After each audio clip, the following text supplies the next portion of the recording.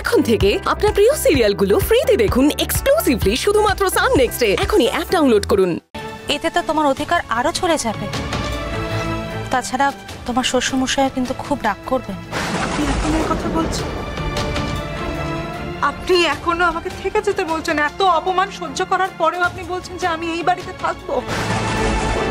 ওই হাভাতে ঘরের মেয়েটার থেকে আমি কম কিসে? কিন্তু দাদা যখন তোমার বদলে ওকেই পছন্দ করেছে, তাহলে তো ওর জোরটাই বেশি হবে। রাজন না, একদম চুপ। তোমার দাদা চোখ থাকতেও অন্ধ, তাই আমাকে চলে যেতে বলে।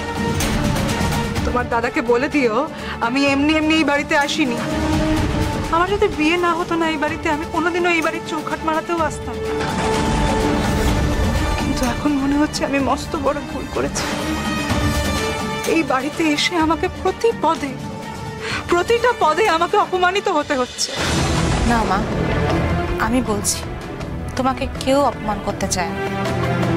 হ্যাঁ, আমার ছেলে মাঝে মাঝে তার মেজাজ একটু হারিয়ে ফেলে ঠিকই। মেজাজ? আমি কেন আপনার ছেলের মেজাজ শুনবো? আপনি বলতে পারেন মেজাজ তো আমারও কম নেই, কিন্তু এত বড় সাহস কি করে হয় তার যে আমাকে ঘর থেকে বেরিয়ে যেতে বলে?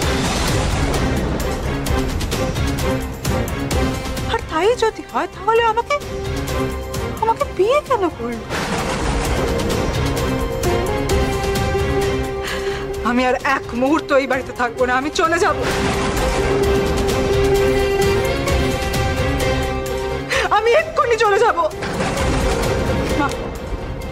মা, আপনি দয়া করে আমাকে একটা পালকির ব্যবস্থা করে দেন, তাহলে হবে। আমি আর এক মুহূর্ত থাকতে চাই না।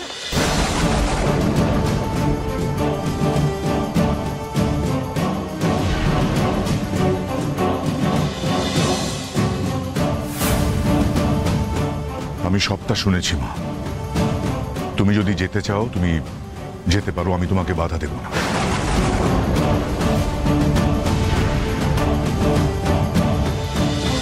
আর আমার ছেলের দুর্ব্যবহারের জন্য আমি তোমার কাছে ক্ষমা চাইছি।